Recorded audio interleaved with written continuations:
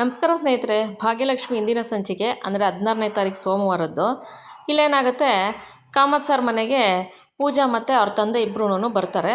ಬಂದಾಗ ಆ ಬಾಗಿಲಲ್ಲಿ ನಿಂತಿರ್ತಾರೆ. ಅವಾಗ ಕಿಶನ್ ಅವ್ರು ನೋಡ್ಬಿಟ್ಟು, ಓ ಪೂಜಾ ಮಾವ ಬನ್ನಿ ಬನ್ನಿ ಬನ್ನಿ ಅಂತ ಒಳಗಡೆ ಕರೀತಾರೆ. ಅವಾಗಿಬ್ಬರು ಒಳಗಡೆ ಬಂದು ನಮಸ್ಕಾರ ನಮಸ್ಕಾರ ಅಂತಾರೆ. ಆದಿ ಮತ್ತು ಕನಿಕಾ ಕೂಡ ಅಲ್ಲೇ ನಿಂತಿರ್ತಾರೆ. ಕಾಮತ್ ಸರು ಅವ್ರ ತಂಗಿ ಹತ್ರ ಫೋನಲ್ಲಿ ಮಾತಾಡ್ತಿರ್ತಾರೆ ಒಳಗಡೆ. ಸರಿ ಆಯಿತು, ಕಾಮತ್ ಸರ್ ಇಲ್ವಾ, ಇದ್ದಾರೆ ಬನ್ನಿ ಬನ್ನಿ ಮಾವ ಬನ್ನಿ ಮಾವ ಅಂತ ಅಂದ್ಬಿಟ್ಟು ಕಿಶನ್ ಪೂಜಾ ಮಾವನ ಒಳಗೆ ಕರ್ಕೊತಾರೆ. ಆವಾಗ ಕೂತ್ಕೊಳ್ಳಿ ಮಾವ ಅಂದರೆ, ಪರವಾಗಿಲ್ಲ ಕಾಮತ್ ಸರ್ನ ಭೇಟಿ ಆಗಬೇಕಾಗಿತ್ತು ಅಂತ ಅಂದ್ಬಿಟ್ಟು ಪೂಜಾರ ಅಪ್ಪ ಹೇಳ್ತಾರೆ. ಆವಾಗ ಸರಿ ಬರ್ತಾರೆ ಅಂತ ಅಂದ್ಬಿಟ್ಟು ಅಂದಾಗ ಅಷ್ಟರಲ್ಲಿ ಕಾಮತ್ ಸರು ಅವ್ರ ತಂಗಿಗೆ, ಸರಿ ಬಾರಮ್ಮ ಎಂಗೇಜ್ಮೆಂಟ್ಗೆ, ಏನೋ ಅರ್ಜೆಂಟ್ಗಾಗೋಯ್ತಮ್ಮ, ಸರಿ ನಾನು ಆಮೇಲೆ ಫೋನ್ ಮಾಡ್ತೀನಮ್ಮ ನಿನಗೆ ಅಂತ ಹೇಳ್ಬಿಟ್ಟು ಫೋನ್ ಕಟ್ ಮಾಡಿ ಬರ್ತಾರೆ. ಯಾರೋ ಬಂದ್ರಲ್ಲ ಅಂತ ಹೇಳ್ಬಿಟ್ಟು ಅವಾಗ ಪೂಜಾ ಮತ್ತು ಪೂಜಾ ತಂದೆ ಬಂದು ನೋಡ್ಬಿಟ್ಟು, ಓ ನಮಸ್ಕಾರ ಬೀಗ್ರೆ ಅಂದ್ಬಿಟ್ಟು ಎಲ್ಲ ಇಬ್ಬರು ಚೆನ್ನಾಗಿ ಮಾತಾಡಿ ನಮಸ್ಕಾರ ನಮಸ್ಕಾರ ಅಂತಾರೆ. ಆದರೆ ಪೂಜಾ ತಂದೆಗೆ ಮತ್ತು ಪೂಜೆಗೆ ಮನಸ್ಸಲ್ಲಿ ತುಂಬಾ ಬೇಜಾರಿರುತ್ತೆ. ಅವಾಗ ಅವರು, ಕಾಮತ್ ಸರ್ ಯಾಕೋ ಒಂಥರ ಇದ್ದೀರಲ್ಲ, ಏನಾಯಿತು, ಏನಾದರೂ ಆಯಿತಾ, ಏನೋ ತೊಂದರೆ ಆಗಿದೆಯಾ ಅಂತ ಅಂದ್ಬಿಟ್ಟು ಕಾಮತ್ ಸರ್ ಕೇಳ್ತಾರೆ. ಪೂಜಾರ ತಂದೆ, ಏನಿಲ್ಲ ಸರ್, ಆ ಥರ ಎಲ್ಲ ಏನಿಲ್ಲ ಸರ್, ತೊಂದರೆ ಏನಿಲ್ಲ ಸರ್. ಸರ್ ನಾನೊಂದು ಮಾತು ಹೇಳ್ತೀನಿ, ದಯವಿಟ್ಟು ಬೇಜಾರು ಮಾಡ್ಕೋಬೇಡಿ ಸರ್ ಅಂದ್ಬಿಟ್ಟು ಕೈ ಮುಕ್ಕೊಂಡು ಹೇಳ್ತಾರೆ. ಏನು ಹೇಳಿ, ಪರವಾಗಿಲ್ಲ ಬೀಗ್ರೇನೆ, ಏನು ಬೇಜಾರು ಮಾಡ್ಕೊಳ್ಳಲ್ಲ ಸರ್ ನೀವು. ಇಲ್ಲ ಹೇಳಿ ಬೀಗ್ರೆ, ಪರವಾಗಿಲ್ಲ ಅಂತ ಅಂದ್ಬಿಟ್ಟು ಕಾಮತ್ ಸರ್ ಹೇಳ್ತಾರೆ. ಅವಾಗ ಪೂಜಾರಪ್ಪ, ಸರ್ ದಯವಿಟ್ಟು ಈ ಎಂಗೇಜ್ಮೆಂಟು ಕ್ಯಾನ್ಸಲ್ ಮಾಡಿಬಿಡಿ ಸರ್ ಅಂತ ಅಂದ್ಬಿಟ್ಟು ಪೂಜಾರಪ್ಪ ಹೇಳ್ತಾರೆ. ಏನು ಬಿಗ್ರೆ, ಏನು ಹೇಳ್ತಾ ಇದ್ದೀರಾ ನೀವು, ಎಲ್ಲರಿಗೂ ಫೋನಲ್ಲಿ ಹೇಳೋಕ್ಕೋಗಿದ್ದೆ ಎಂಗೇಜ್ಮೆಂಟ್ ನಾಳೆನೇ ಇದೆ, ಹಿಂಗೆ ಇಟ್ಕೊಂಡು ನೀವು ನಿಶ್ಚಿತಾರ್ಥ ಕ್ಯಾನ್ಸಲ್ ಮಾಡಿದ್ರೆ ಹೆಂಗೆ ಬಿಗ್ರೆ ಅಂತ ಅಂದ್ಬಿಟ್ಟು ಕಾಮತ್ ಸರ್ ಹೇಳ್ತಾರೆ. ಹಾಗಲ್ಲ ಸರ್, ಈ ನಿಶ್ಚಿತಾರ್ಥ ಮಾಡೋಕ್ಕಾಗಲ್ಲ ಸರ್, ಅದರಿಂದ ಹೇಳ್ತಾ ಇದ್ದೀನಿ ಸರ್ ಅಂದಾಗ, ಹೌದಾ ಏನಾಯಿತು, ಏನು ತೊಂದರೆ ಆಯಿತು, ನಮ್ಮಿಂದ ಏನಾದ್ರು ತೊಂದರೆ ಆಗಿದೆಯಾ ಅಂತ ಅಂದ್ಬಿಟ್ಟು ಕಾಮತ್ ಸರ್ ಕೇಳ್ತಾರೆ. ಇಲ್ಲ ಸರ್, ನಿಮ್ಮಿಂದ ಏನೂ ತೊಂದರೆ ಆಗಿಲ್ಲ ಸರ್, ನಮಗೆ ಈ ಸಂಬಂಧ ಬೇಡ ಅನಿಸ್ತದೆ ಸರ್, ಅದಕ್ಕೋಸ್ಕರ ಸರ್. ಸಂಬಂಧ ಬೇಡವಾ, ಏನು ಬಿಗ್ರೆ, ಹಿಂಗೆ ಎಂಗೇಜ್ಮೆಂಟ್ ನಾಳೆ ಇಟ್ಕೊಂಡು ಈ ಥರ ಹೇಳ್ಬಿಟ್ರೆ ಹೆಂಗೆ ಬಿಗ್ರೆ ಅಂತ ಕಾಮತ್ ಸರ್ ಹೇಳ್ತಾರೆ. ಅಲ್ಲಿ ಕಿಶನ್ಗೆ ಮನ್ಸಿಗೆ ತುಂಬಾ ಬೇಜಾರಾಗುತ್ತೆ. ಆದರೆ ಕನಿಕಾ ಮಾತ್ರ ಭಾಳ ಖುಷಿ ಪಡ್ತಿರ್ತಾಳೆ, ಎಂಗೇಜ್ಮೆಂಟ್ ಕ್ಯಾನ್ಸಲ್ ಆಗಿದ್ದು ಒಳ್ಳೇದೇ ಅಂದ್ಬಿಟ್ಟು. ಆದಿಗೆ ಏನು ಗೊತ್ತಾಗ್ತಾ ಇರಲ್ಲ, ಏನಕ್ಕೆ ಈ ಥರ ಹೇಳ್ತಿದ್ದಾರೆ ಅಂತ. ಯಾಕೆಂದರೆ ಈ ಕನಿಕಾ ಹೇಳಿರ್ತಾಳಲ್ಲ, ಅದು ಆದಿಗೆ ಗೊತ್ತಿರಲ್ಲ. ಆವಾಗ ಆದಿ ಏನು ಈ ಥರ ಎಲ್ಲ ಹೇಳ್ತಿದ್ದಾರೆ ಅಂತ ಆದಿ ಶಾಕಾಗಿ ಕೂತಿರ್ತಾರೆ ಅಲ್ಲೇನೇ. ಆವಾಗ ಪೂಜಾರ ಅಪ್ಪನ ಕಾಮತ್ ಸರ್ ಕೇಳ್ತಾರೆ, ಯಾಕೆ ಬಿಗ್ರೆ ಏನಾಯಿತು, ಮನ್ಸು ಬಿಚ್ಚಿ ನನ್ನ ಹತ್ರ ಏನು ಅಂತ ಹೇಳ್ಕೊಳ್ಳಿ ಬಿಗ್ರೆ, ನೀವು ಹೇಳ್ಕೊಂಡ್ರೆ ತಾನೇ ನನಗೆ ಗೊತ್ತಾಗೋದು, ದಯವಿಟ್ಟು ಏನಾಯಿತು ಅಂತ ಹೇಳ್ಕೊಳ್ಳಿ ಬಿಗ್ರೆ ಅಂತ ಅಂದ್ಬಿಟ್ಟು ಅಂದಾಗ ಅಂತಾರೆ. ಆವಾಗ ಕಾಮತ್ ಸರು ಪೂಜಾರಪ್ಪ ಹೇಳ್ತಾರೆ, ಇಲ್ಲ ಸರ್, ನಮ್ಮದೇನೂ ಇಲ್ಲ ಸರ್, ನಾವು ಮಿಡ್ಲ್ ಕ್ಲಾಸ್ ಜನ ಸರ್, ನಾವು ಒಂದು ಸಂಪಾದನೆ ಮಾಡಿದಾಗ ಒಂದು ಹಬ್ಬ ಬರಲಿ ಒಂದೇನೇ ಬರಲಿ, ಆ ಸಂಪಾದನೆಯಲ್ಲಿ ಒಂದು ಹೊಸ ಬಟ್ಟೆ ತೊಗೊಂಡು ಹಾಕೊಂಡಾಗ ಖುಷಿ ಪಡ್ತೀವಲ್ಲ ಸರ್, ಅದೇ ನಮಗೆ ದೊಡ್ಡ ಸಡಗರ ಸಂಭ್ರಮ ಸರ್. ನಾವು ಹಾಸಿಗೆ ಎಷ್ಟಿರುತ್ತೋ ಸರ್ ಅಷ್ಟೇ ಸರ್ ನಾವು ಕಾಲು ಚಾಚಬೇಕು, ಹಾಸಿಗೆ ಬಿಟ್ಬಿಟ್ಟು ನಾವು ಕಾಲು ಚಾಚಕ್ಕೆ ಹೋದರೆ ನಮಗೆ ತೊಂದರೆ ಆಗುತ್ತೆ ಸರ್. ನಾವು ಮಿಡ್ಲ್ ಕ್ಲಾಸ್ ಜನ ಸರ್, ನಾವು ಯಾವತ್ತು ಎಷ್ಟು ಅವತ್ತಿನ ಸಂಪಾದನೆ ಮಾಡ್ಕೊಂಡು ಅವತ್ತು ಖರ್ಚು ಮಾಡೋಂಥ ಜನ ನಾವು, ಯಾವತ್ತೂ ಅಷ್ಟೇನೆ ಆಡಂಬರದ ಬದುಕು ನಾವು ನೋಡಿಲ್ಲ ಸರ್, ದಯವಿಟ್ಟು ಈ ಎಂಗೇಜ್ಮೆಂಟ್ ಬೇಡ ಸರ್ ಅಂದಾಗ, ಸರಿ ಬಿಗ್ರೆ ಆಯಿತು, ನೀವೇನು ಅಂತ ಹೇಳ್ಕೊಂಡ್ರೆ ತಾನೇ ನನಗೆ ಗೊತ್ತಾಗೋದಪ್ಪ, ನೀವೇನು ಹೇಳಲಿಲ್ಲ ಅಂದರೆ ನನಗೆ ಹೆಂಗೆ ಗೊತ್ತಾಗುತ್ತೆ ಹೇಳಿ. ಹಂಗಲ್ಲ ಸರ್, ನಿಮ್ಮ ಸಂಬಂಧ ಬೆಳೆಸೋ ಯೋಗ್ಯತೆ ನಮಗಿಲ್ಲ ಸರ್, ನೀವು ಎಷ್ಟು ಸಾಹುಕಾರರು, ನಾವು ಬಡವರು, ನಮ್ಮಂಥ ಮಧ್ಯಮ ವರ್ಗದ ಜನ ನಿಮ್ಮಂಥವ್ರನ್ನ ಸಂಬಂಧ ಬೆಳ್ಸೋಕ್ಕಾಗಲ್ಲ ಸರ್, ದಯವಿಟ್ಟು ಈ ಸಂಬಂಧ ಬೇಡ ಸರ್, ದಯವಿಟ್ಟು ಕ್ಯಾನ್ಸಲ್ ಮಾಡಿ ಅಂತ ಪೂಜಾರಪ್ಪ ಮತ್ತೆ ಒತ್ತಿ ಒತ್ತಿ ಹೇಳ್ತಾನೆ ಇರ್ತಾರೆ. ಕಾಮತ್ ಸರ್, ಹಂಗಲ್ಲ ಬಿಗ್ರೆ, ಆಯಿತು, ಅದು ಏನು ಅಂತ ಹೇಳಿದ್ರೆ ತಾನೇ ನನಗೂ ಅರ್ಥ ಆಗೋದು, ನೀವೇನು ಹೇಳ್ದಲ್ಲ ಈ ಥರನೇ ಇದ್ಬಿಟ್ರೆ ನಾನೇನು ಅರ್ಥ ಮಾಡ್ಕೋಬೇಕು ಹೇಳಿ ಅಂದಾಗ ಆವಾಗ ಪೂಜಾರಪ್ಪ ಹೇಳ್ತಾರೆ, ನೆನೆ ನಿಮ್ಮ ಮಗಳು ಕನಿಕಾ ಮತ್ತು ಆದಿಯವ್ರು ನಮ್ಮ ಮನೆಗೆ ಸೀರೆ ಕೊಡೋಕೆ ಬಂದಿದ್ದಾಗ ಕನಿಕಾ ಈ ಥರ ದೊಡ್ಡ ಪಾರ್ಟಿ ಹಾಲೇ ಬುಕ್ ಮಾಡಬೇಕು, ಮತ್ತು ಒರಿಜಿನಲ್ ಫ್ಲವರ್ಸೇ ಇರಬೇಕು, ಮತ್ತು ಇಟಾಲಿಯನು ಮತ್ತು ಬೇರೆ ಬೇರೆ ದೇಶದ ಅಡುಗೆಗಳೆಲ್ಲ ಮಾಡಿಸ್ಬೇಕು, 5 ಸ್ಟಾರ್ ಹೋಟ್ಲದೇ ಊಟ ಬೇಕು, ಹಾಗೆ ಹೀಗೆ ಅಂತೆಲ್ಲ ಹೇಳಿರ್ತಾರಲ್ಲ. ಮತ್ತು ಫ್ಲವರ್ ಡೆಕೋರೇಷನ್ ನನ್ನ ಫ್ರೆಂಡ್ 3-4 ಲಕ್ಷ ಕೊಟ್ಟು ಮಾಡಿಸಿದಾಳೆ, ಅದರಲ್ಲೇ ಮಾಡಿಸ್ಬೇಕು, ನಾನು ಹೇಳ್ದಂಗೆ ಎಲ್ಲ ಆಗಬೇಕು ಅಂತೆಲ್ಲ ಹೇಳಿರ್ತಾಳಲ್ಲ, ಅದನ್ನು ಹೇಳ್ತಾರೆ. ಆವಾಗ ಕಾಮತ್ ಸರ್ ತುಂಬಾ ಬೇಜಾರಾಗುತ್ತೆ. ಕನಿಕಾ, ನಿಮ್ಮಿಬ್ಬರು ನಾನು ಸೀರೆ ಕೊಟ್ಟು ಬನ್ನಿ ಅಂತ ಕಳಿಸ್ದೆ, ಈ ಥರ ಎಲ್ಲ ಕೆಟ್ಟ ಯೋಚನೆ ಮಾಡಿ ಅವ್ರಿಗೆ ಹೇಳ್ಬಿಟ್ಟು ಬನ್ನಿ ಅಂತ ನಾನು ಕಳಿಸಿರ್ಲಿಲ್ಲ, ನೀವು ಈ ಥರ ಚೀಪಾಗಿ ಮಾಡಿ ನಡ್ಕೋತೀರ ಅಂತ ನಂಗೆ ನಿಜವಾಗ್ಲೂ ಗೊತ್ತಿರಲಿಲ್ಲ ಅಂದ್ಬಿಟ್ಟು ಕಾಮತ್ ಸರು ಅವರು ಪೂಜಾರ ಅಪ್ಪವ್ರ ಮುಂದೆನೇ ಬೈತಾರೆ. ಆವಾಗ ದಯವಿಟ್ಟು ನಮಗೆ ಕ್ಷಮಿಸ್ಬಿಡಿ ಬಿಗ್ರೆ, ನಮಗೆ ನಮ್ಮ ಮಕ್ಳು ಮಾಡಿರೋ ತಪ್ಪಿಗೆ ನಂದೇನೋ ತಪ್ಪಿಲ್ಲ, ನಮ್ಮ ಮಕ್ಕಳು ಈ ಥರ ಮಾಡಿಬಿಟ್ಟಿದ್ರೆ ದಯವಿಟ್ಟು ಕ್ಷಮಿಸ್ಬಿಡಿ ಬಿಗ್ರೆ ಅಂದ್ಬಿಟ್ಟು ಕಾಮತ್ ಸರ್ ಹೇಳ್ತಾರೆ. ಇಲ್ಲ ಬಿಗ್ರೆ, ನಾವು ಇರೋರು ಹಿಂಗೆ ಎದ್ಬಿಡೋಣ, ನಾಳೆ ಇನ್ನೊಂದೇನು ಗೊತ್ತಾ ಬಿಗ್ರೆ, ಇವಾಗ ನೀವು ಹೇಳ್ದಂಗೆ ನಾವು ನಿಶ್ಚಿತಾರ್ಥನೂ ಮಾಡ್ಬೋದು, ಮತ್ತು ನೀವು ಹೇಳ್ದಂಗೆ ನಾವು ಗ್ರ್ಯಾಂಡಾಗಿ ಸಾಲನೋ ಏನೋ ಮಾಡಿ ಮದುವೆನೂ ಮಾಡ್ಬೋದು, ಆದರೆ ಒಬ್ಬಳು ಮಗಳು ಸುಖಕ್ಕೋಸ್ಕರ ಇನ್ನೊಬ್ಬಳು ಮಗಳು ಕಷ್ಟ ಕೊಡೋಕೆ ನನಗಿಷ್ಟ ಇಲ್ಲ ಬಿಗ್ರೆ, ನಮ್ಮ ಭಾಗ್ಯ ತುಂಬಾ ಕಷ್ಟಪಟ್ಟು ಮುಂದೆ ಬರ್ತಾ ಇದ್ದಾಳೆ, ಅದರಿಂದ ಬೇಡ ಬಿಗ್ರೆ ಅಂತ ಪೂಜಾರಪ್ಪ ಹೇಳ್ತಾರೆ.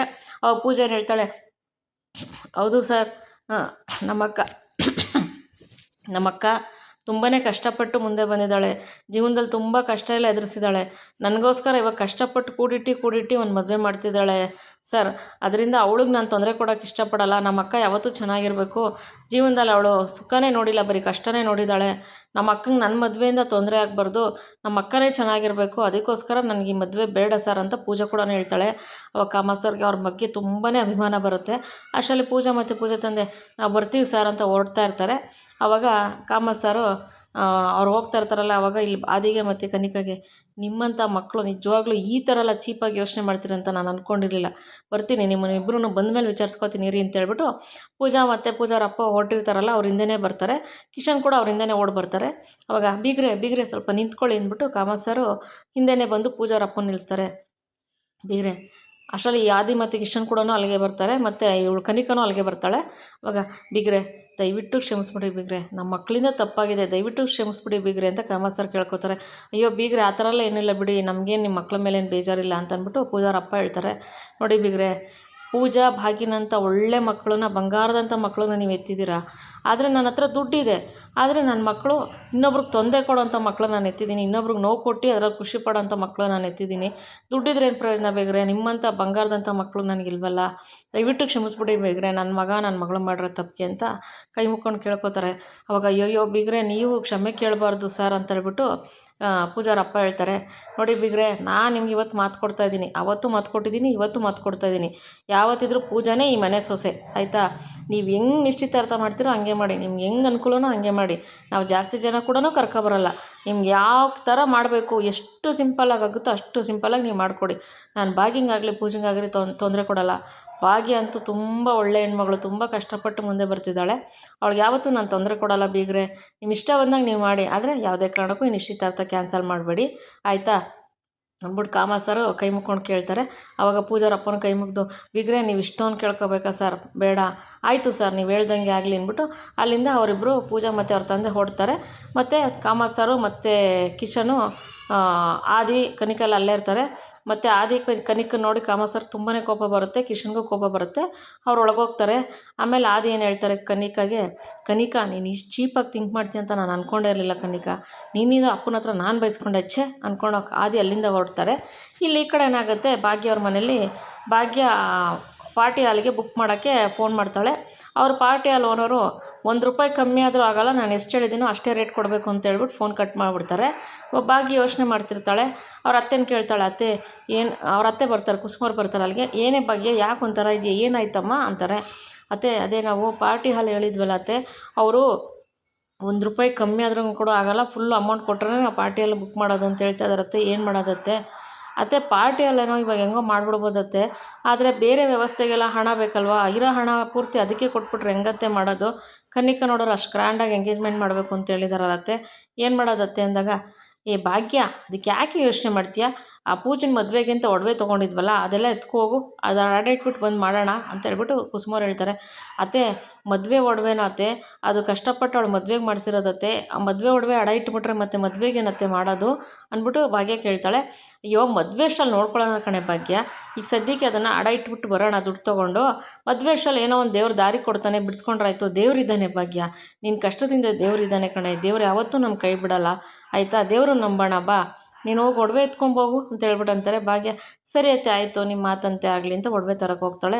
ಕುಸುಮವ್ರ ಮನಸ್ಸಲ್ಲೇ, ದೇವರೇ ಹಿಂಗಾರು ಮಾಡಿ ನೀನೇ ಕಾಪಾಡಪ್ಪ ಅಂತ ದೇವ್ರನ್ನ ಕೈ ಮುಕ್ಕೊಂತಾರೆ. ಅಷ್ಟರಲ್ಲಿ ಭಾಗ್ಯ ಒಡವೆ ತೊಗೊಂಡು, ಹಾಂ ಅತ್ತೆ ಎಲ್ಲ ತೊಗೊಂಡಿದ್ದೀನಿ ಬನ್ನಿ ಅತ್ತೆ ಹೋಗೋಣ ಅಂತ ಓಡ್ತಾ ಇರ್ತಾರೆ. ಅದೇ ಟೈಮ್ಗೆ ಪೂಜಾ ಮತ್ತು ಅವರಪ್ಪ ಮನೆ ಒಳಗಡೆ ಎಂಟ್ರಿ ಆಯ್ತಾರೆ. ಓ ಭಾಗ್ಯ ಏನಮ್ಮ ಎಲ್ಲೋ ಹೊಟ್ಟೆಮ್ಮ, ಇನ್ನೇ ಏನಿಲ್ಲ ಬೀಗ್ರೆ, ಇಲ್ಲೇ ಒಂದು ಸ್ವಲ್ಪ ಕೆಲಸ ಇದೆ ಹೋಗಿ ಬರ್ತೀವಿ ಬೀಗ್ರೆ ಅಂತ ಹೇಳ್ಬಿಟ್ಟು ಇವರು ಕುಸುಮವ್ರು ಹೇಳ್ತಾರೆ. ಅವಾಗ ಏನು ಬೀಗ್ರೆ ಏನು ಬೇಕು ಹೇಳಿ, ನಾನೇ ತಗೊಬರ್ತೀನಿ, ನೀವು ಯಾಕೆ ಹೋಗ್ತೀರಾ? ಭಾಗ್ಯ ಅದೇನೇನು ಬೇಕು ಹೇಳಮ್ಮ, ತಯಾರಿ ನಾನು ತರ್ತೀನಿ ಅಂತ ಅಂದ್ಬಿಟ್ಟು ಪೂಜಾರಪ್ಪ ಕೇಳ್ತಾರೆ. ಆವಾಗ ಏನೂ ಇಲ್ಲಪ್ಪ ಅಂದಾಗ, ಹಂಗಲ್ಲ ಬೀಗ್ರೆ, ಪೂಜನ್ಗೆ ಎಂಗೇಜ್ಮೆಂಟಿಗೆ ಸ್ವಲ್ಪ ಅಮೌಂಟು ಶಾರ್ಟೇಜ್ ಇದೆಯಲ್ಲ, ಅದರಿಂದ ಪೂಜೆಗೆ ಮಾಡಿಸಿರೋ ಒಡವೆ ಇಟ್ಟಿದ್ಲಲ್ಲ ಭಾಗ್ಯ, ಅದನ್ನು ತೊಗೊಂಡೋಗಿ ಅಡ ಇಟ್ಟು ಬರೋಣ ಅಂತ ಹೋಗ್ತಾಯಿದ್ದೀವಿ ಬೀಗ್ರೆ ಅಂತ ಪೂಜಾ ಭಾಗ್ಯ ಇಬ್ಬರು ಹೇಳ್ತಾರೆ. ಆವಾಗ ಕುಸುಮವರು ಭಾಗ್ಯವರು ಇಬ್ಬರು ಹೇಳ್ತಾರೆ.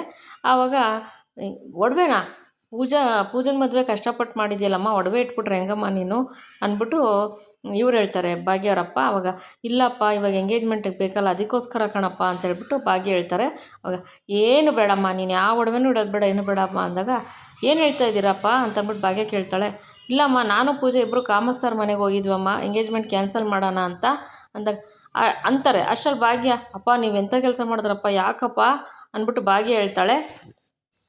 ಅವಾಗ ಭಾಗ್ಯವ್ರಪ್ಪ ಏನು ಹೇಳ್ತಾರೆ, ಇಲ್ಲಮ್ಮ ಆ ಥರ ಎಲ್ಲ ಏನೂ ಆಗಲಿಲ್ಲ, ನಾನು ಹಿಂಗೆ ಕನ್ನಿಕವ್ರು ಬಂದು ಈ ಥರ ಎಲ್ಲ ಹೇಳ್ಬಿಟ್ಟು ಹೋದ್ರು ಅಂತ ಹೇಳಿದೆ. ಅವಾಗ ಕಾಮತ್ ಸರ್ ತುಂಬ ಒಳ್ಳೆಯವರಮ್ಮ, ತುಂಬ ಒಳ್ಳೆ ಮನಸ್ಸು ಅವ್ರಿಗೆ.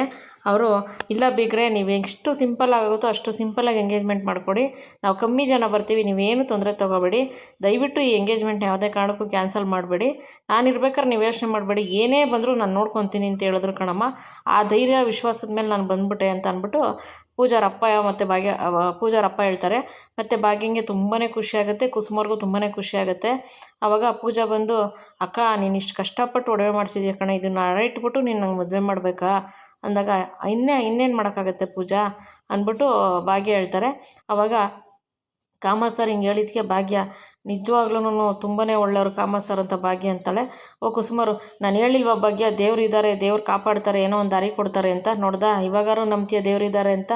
ಅತ್ತೆ ನಾನು ಯಾವತ್ತತ್ತೆ ದೇವ್ರನ್ನ ನಂಬಿಲ್ಲ, ನಾನು ಯಾವತ್ತೂ ದೇವ್ರು ನಮ್ಮ ಜೊತೆ ಇದ್ದಾರೆ ಅಂತಲೇ ತಿಳ್ಕೊಂಡಿದ್ದೀನಿ ಅತ್ತೆ ಅಂತ ಭಾಗ್ಯ ಹೇಳ್ತಾಳೆ. ಆಮೇಲೆ ಇಲ್ಲಿಗೆ ಇಷ್ಟು ಮುಗಿಯುತ್ತೆ, ಎಂಗೇಜ್ಮೆಂಟ್ ಮಾಡೋಣ ಅಂತ ಎಲ್ಲ ಖುಷಿಯಾಗಿ ಭಾಗ್ಯ ಬೆಳಗ್ಗೆನೇ ಹೊರಟ್ಬಿಡು ನಿಮ್ಮ ಅಮ್ಮವ್ರ ಮನೆಗೆ, ಅಲ್ಲೇ ಸಿಂಪಲ್ಲಾಗಿ ನಾವು ಮಾಡೋಣ ಎಂಗೇಜ್ಮೆಂಟು ಅಂತ ಕುಸುಮರು ಹೇಳ್ತಾರೆ. ಸರಿ ಆಯಿತು ಅತ್ತೆ ಅಂತ ಹೇಳ್ಬಿಟ್ಟು ಭಾಗ್ಯ ಕೂಡ ಹೇಳ್ತಾರೆ. ಆಮೇಲೆ ಅಷ್ಟಕ್ಕೆ ಮುಗಿಯುತ್ತೆ. ಈ ಕಡೆ ಕಿಶನ್ ಡ್ಯಾನ್ಸ್ ಆಡ್ತಾ ಇರ್ತಾರೆ. ಡ್ಯಾನ್ಸ್ ಆಡಿಕೊಂಡು, ಇರು ನಮ್ಮ ಹಾಡಿಲ್ದಂಗೆ ಡ್ಯಾನ್ಸ್ ಆಡ್ತಾ ಇದ್ದೀನಲ್ಲ ಖುಷಿಗೆ, ನಮ್ಮ ಹುಡುಗಿಗೆ ಒಂದು ಫೋನ್ ಮಾಡೋಣ ಅಂತ ಪೂಜಾಗೆ ಫೋನ್ ಮಾಡ್ತಾರೆ. ಹಾಯ್ ಮಚ್ಚಿ ಅಂತ ಇಬ್ಬರು ಮಾತಾಡ್ತಿರ್ತಾರೆ. ಪೂಜಾ, ನಾನು ಕವನ ಬರೆದಿದ್ದೀನಿ ಹೇಳ. ಬೇಡಪ್ಪ, ನೆನ್ನೆ ಬರೆದಿರೋ ಕವನನೇ ಇನ್ನೂ ಜೀರ್ಣಿಸ್ಕೊಳಕ್ಕಾಗಿಲ್ಲ ನನಗೆ, ಇವತ್ತೇನು ಕವನ ಹೇಳ್ಬೇಡ ನೀನು ಅಂದ್ಬಿಟ್ಟು ಪೂಜಾ ಹೇಳ್ತಾಳೆ. ಹಂಗಲ್ಲ ಪೂಜಾ, ನಾನು ಹಾಡಿಲ್ದಂಗೆ ಡ್ಯಾನ್ಸ್ ಮಾಡ್ತಿದ್ದೆ ಖುಷಿಗೆ, ಅದಕ್ಕೆ ಪೂಜಾ ಐ ಲವ್ ಯು ಪೂಜಾ ಅಂತಾನೆ ಕಿಶನು. ಇವಳು ಹೋಗೋ ಅಂತಾಳೆ. ಪೂಜಾ, ನಾನು ಐ ಲವ್ ಯು ಹೇಳಿದ್ದೀನಿ, ನೀನು ಹೇಳ ಪೂಜಾ ಅಂತ ಕೇಳ್ತಾನೆ ಕಿಶನು. ಇವಳು ನಾನು ಅದೇ ಅಂತ ಹೇಳ್ಬಿಟ್ಟು ಫೋನ್ ಕಟ್ ಮಾಡಿಬಿಡ್ತಾಳೆ. ಅಯ್ಯೋ ಈ ಹುಡುಗಿ ಒಂದು ಐ ಲವ್ ಯು ಕೂಡ ಹೇಳಲ್ಲ ಅಂದ್ಬಿಟ್ಟು ಕಿಶನ್ ಆ ಕಡೆ ಸುಮ್ಮನಾಗ್ತಾನೆ. ಆಮೇಲೆ ಈ ಕಡೆ ಏನಾಗುತ್ತೆ, ಬೆಳಗ್ಗೆ ಆಗುತ್ತೆ. ಎಲ್ಲರೂ ಭಾಗ್ಯ ಅವರೆಲ್ಲರೂ ಭಾಗ್ಯವರ ತವರು ಮನೆಗೆ ಹೊರಡ್ತಾರೆ. ಅಲ್ಲಿ ಪೂಜೆಗೆಲ್ಲ ರೆಡಿ ಮಾಡ್ತಾ ಇರ್ತಾರೆ, ದೇವ್ರ ಕಳಸೆಲ್ಲ ಇಟ್ಬಿಟ್ಟು ಪೂಜೆಗೆ ರೆಡಿ ಮಾಡ್ತಾ ಇರ್ತಾಳೆ ಭಾಗ್ಯ. ಎಲ್ಲ ಪೂಜೆ ಎಲ್ಲ ರೆಡಿ ಮಾಡ್ಕೊಂಡು, ಭಾಗ್ಯ ಎಲ್ಲ ಕ್ಲೀನಾಗಿ ಒಂದೊಂದೇ ತಯಾರಿ ಎಲ್ಲ ಸರಿಯಾಗಿ ಒಂದೊಂದೇ ತಯಾರಿ ಮಾಡ್ಕೊಂಬಿಡಮ್ಮ ಅಂತ ಕುಸುಮವ್ರು ಹೇಳ್ತಾರೆ. ಅವಾಗ ಭಾಗ್ಯ ಹ್ಞೂ ಅತ್ತೆ ಅಂತ ಅಂತಿರ್ತಾಳೆ. ಅವಾಗ ಭಾಗ್ಯ ಗುಂಡಣ್ಣ ತನ್ವಿ ಇಬ್ಬರು ಹೊಸ ಬಟ್ಟೆ ಹಾಕ್ಕೊಂಡಿದ್ದೀರಾ, ಗಲೀಜು ಮಾಡ್ಕೋಬೇಡಿ ಆಯಿತಾ, ಇದು ಫಂಕ್ಷನ್ ಆಗೋವರೆಗೂ ಅಂತಂದ್ಬಿಟ್ಟು ಭಾಗ್ಯ ಹೇಳ್ತಾಳೆ. ಹ್ಞೂ ಅಮ್ಮ ಅಂತಾರೆ ತನ್ವಿ ಮತ್ತು ಗುಂಡಣ್ಣ. ಅವಾಗ ಕುಸುಮರು, ಬಟ್ಟೆನ ಗಲೀಜು ಮಾಡ್ಕೊಂಡ್ರೆ 4 ಬಿಡ್ತೀನಿ ನೋಡು ಇಬ್ರಿಗೂ ಅಂತ ಹೇಳ್ಬಿಟ್ಟು ಅಂತಾರೆ. ಹ್ಞೂ ಸರಿ ಅಜ್ಜಿ ಆಯಿತು ಅಂತ ಗುಂಡ ಮತ್ತು ತನ್ವಿ ಹೇಳ್ತಾರೆ ಕುಸುಮ ಅವ್ರಿಗೆ. ಅಷ್ಟರಲ್ಲಿ ತರ್ಮವರು ಬಟ್ಟೆ ಎಲ್ಲ ಕಾಫಿ ಚೆಲ್ಕೊಂಡು ತೇವ ಮಾಡ್ಕೊಂಡು ಒದ್ದೆ ಮಾಡ್ಕೊಂಡು ಬರ್ತಾ ಇರ್ತಾರೆ. ಹಾಂ ಭಾಗ್ಯ, ಇಲ್ಲಿ ನೋಡಿಲ್ಲಿ, ಆ ಬಂಗಾರದಂಥ ಮಕ್ಕಳಿಗೆ ಬಟ್ಟೆ ಗಲೀಜು ಮಾಡ್ಕೋಬೇಡ ಅಂತ ಹೇಳಿದೆ, ಇಲ್ಲೊಂದು ಮಗು ನೋಡು ಬಟ್ಟೆ ಮೇಲೆ ಕಾಫಿ ಹಾಕ್ಕೊಂಡು ಬಂದಿದೆ, ನಾನು ಎಷ್ಟು ಸತಿ ಹೇಳಿದ್ದೀನಿ ನಿಮ್ಮ ಮಾವನವ್ರಿಗೆ ಕಾಫಿ ಕೊಡಬೇಡ ಬಟ್ಟೆ ಎಲ್ಲ ಹಾಕೊಂಡಾದ್ಮೇಲೆ ಅಂತ, ನೀನು ನನ್ನ ಮಾತೇ ಕೇಳಲ್ಲ, ಎಲ್ಲ ರೆಡಿಯಾಗಿ ಕ್ಲೀನಾಗಿ ತಯಾರಿಯಾಗಿರ್ತಾರೆ ಎಲ್ಲರೂ, ಅವಾಗ ಕಾಫಿ ಕೊಡ್ತೀಯ ನೋಡಿ, ಚೆಲ್ಕೊಂಡಿದ್ದಾರೆ ಮಕ್ಳ ಥರ ನಿಮ್ಮ ಮಾವ ಅಂತ ಹೇಳ್ಬಿಟ್ಟು ಕುಸುಮವ್ರು ಭಾಗ್ಯವ್ರಿಗೆ ಹೇಳ್ತಾರೆ. ಇಲ್ಲ ಕುಸುಮ, ಒಂದು ಸ್ವಲ್ಪ ಹಿಂಗಾಗೋಯ್ತು ಅಷ್ಟೇ, ನೀರು ನಾನು ಕ್ಲೀನ್ ಮಾಡ್ಕೊಂಬರ್ತೀನಿ ಅಂತ ಧರ್ಮವ್ರು ಹೇಳ್ತಾರೆ. ಅವಾಗ ಕುಸುಮರು, ಏನು ಬೇಡ, ನೀವು ಇವಾಗ ಅದನ್ನು ಸರ್ ಮಾಡ್ಕೊಳಕ್ಕೆ ಹೋಗಿ ಅದನ್ನು ಮತ್ತೆ ತಿರ್ಗಿ ಎಲ್ಲ ಬಟ್ಟೆ ಎಲ್ಲ ಒದ್ದೆ ಮಾಡ್ಕೊಂಬಂದು ಮತ್ತೆಲ್ಲ ಬಟ್ಟೆ ಎಲ್ಲ ತಿರ್ಗಿ ಮತ್ತೆ ಗಲೀಜು ಮಾಡ್ಕೋತೀರಾ, ಏನು ಬೇಡ ಹೋಗಿ ಬೇರೆ ಬಟ್ಟೆನೇ ಚೇಂಜ್ ಬೇರೆ ಬಟ್ಟೆ ಬದಲಾಯಿಸ್ಕೊಂಡು ಬನ್ನಿ, ಅದೇ ಬಟ್ಟೆ ಏನು ಬೇಡ ಹೋಗಿ ಬದಲಾಯಿಸ್ಕೊ ಬನ್ನಿ, ಮಕ್ಳಿಗೆ ಹೇಳ್ಬೋದು ನಿಮ್ಗೆ ಹೇಳೋಕ್ಕಾಗಲ್ಲ ಅಂತ ಹೇಳ್ಬಿಟ್ಟು ಕುಸುಮವ್ರು ಹೇಳ್ತಾರೆ. ಅವಾಗ ಧರ್ಮವ್ರು, ಪ್ರಪಂಚದಲ್ಲಿ ಯಾರೇ ಎಷ್ಟೇ ಬದಲಾದರೂ ಕೂಡ ಹೆಂಡ್ತಿ ಮಾತು ಮಾತ್ರ ಮೀರಂಗಿಲ್ಲ, ಹೆಂಡ್ತಿ ಹೇಳ್ದಂಗೆ ನಾವು ಕೇಳಲೇಬೇಕಲ್ವಾ ಬೀಗ್ರೆ ಅಂತ ಅಂದ್ಬಿಟ್ಟು ಭಾಗ್ಯವ್ರ ಅಪ್ಪನೂ ಮತ್ತು ಇವರು ಧರ್ಮವರು ಇಬ್ಬರೂ ಖುಷಿಯಾಗಿ ನಗಾಡ್ತಿರ್ತಾರೆ. ಇಲ್ಲಿಗೆ ಇವತ್ತಿನ ಸಂಚಿಕೆ ಮುಗಿಯುತ್ತೆ ಸ್ನೇಹಿತರೆ. ಮತ್ತೆ ಮುಂದಿನ ಸಂಚಿಕೆಯಲ್ಲಿ ಭೇಟಿಯಾಗೋಣ. Thank you for watching.